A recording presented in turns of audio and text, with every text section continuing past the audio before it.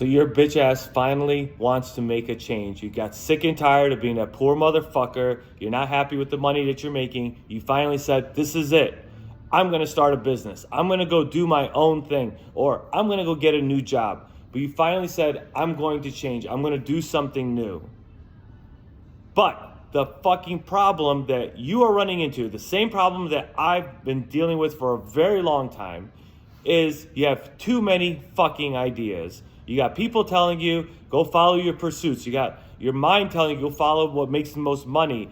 You're thinking, maybe I should stick with what I know. I've been working in fast food for a long time. Maybe I should go start a fucking restaurant because at least I know that business really well, but it doesn't make a lot of money, or I don't want to deal with the headaches. And you start overthinking and you got way too many fucking ideas.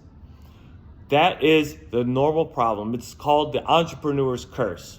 There's a lot of people out there with that mindset where they have a difficult time trying to figure out what do they want to do, what is going to be the best use of your time. And you know it.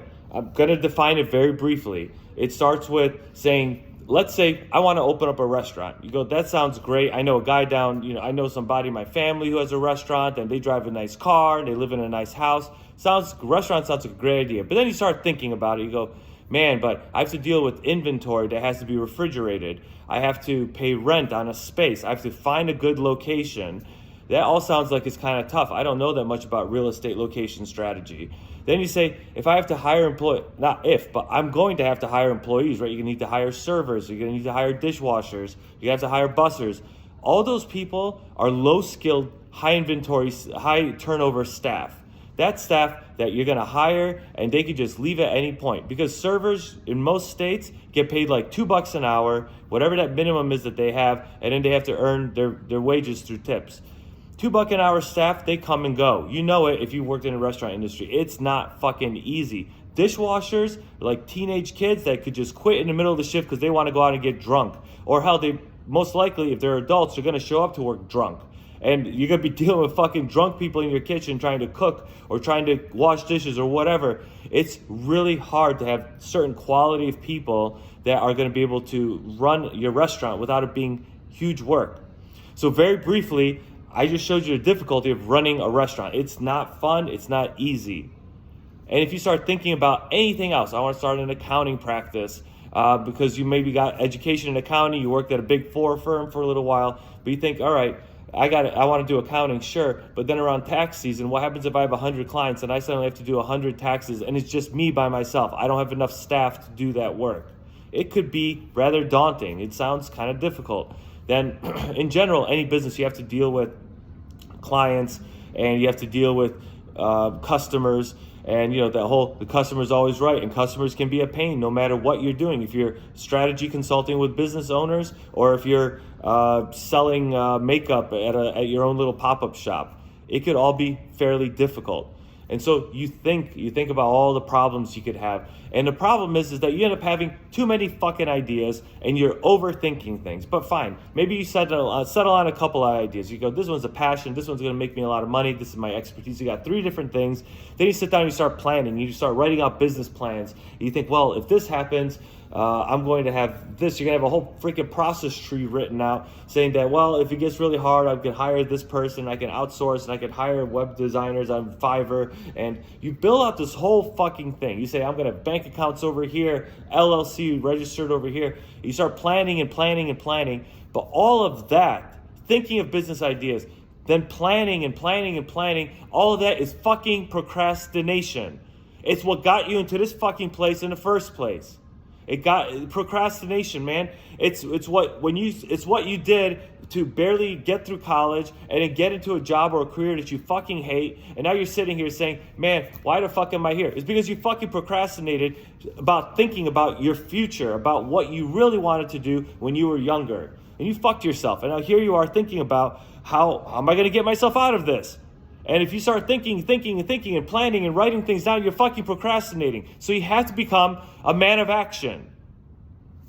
You have to stop following the woman in the red dress, right? Do you remember in The Matrix? And I'm sure you've heard other people talk about this online, but in The Matrix, right, Neo is walking with Morpheus, and Morpheus is explaining to Neo how the Matrix works. He's talking to him about how to get out of it, explaining all this shit to him. And suddenly in this crowd of people, a woman in a red dress walks by Neo.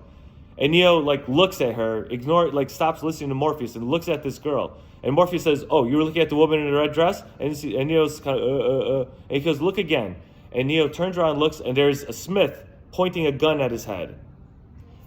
And Morpheus says, "Freeze." And he says that woman, that smith, is all part of the Matrix. It's all designed to keep you inside of the Matrix. That's fairly the gist of it. And how it applies here is that stop looking at the woman in a red dress. Once you have a path laid out before you, once you realize, I want to be a business owner, I have a fairly decent idea of what business I can do that I'm not going to hate 10 years from now. You have to consider that.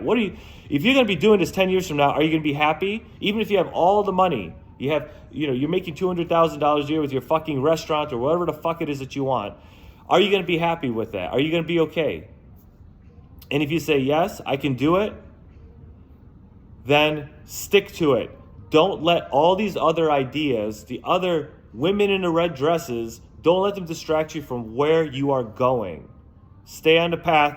Don't let yourself be distracted by the woman in the red dress. Because otherwise, you're going to be stuck in the fucking Matrix forever.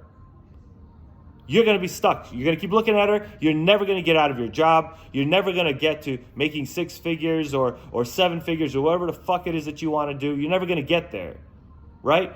It's like, let's take it down very simply to bodybuilding, to working out. You say, I want to lose weight. I want to get in shape. I want to get muscular and I want to cut all the fat, or I want to put some muscle on my skinny ass frame. But if you sit there and you keep thinking, what's going to be my diet routine? What's going to be my plan? Who should I follow? What kind of, should I bodybuild? Should I run? Should I lift weights? What kind of exercises am I going to do? And you keep thinking and planning and writing down in your notebook, and you're filling notebooks full of plans and ideas. You're drawing fucking little stick figures, picking up weights and all this shit, and you're not in the fucking gym doing it.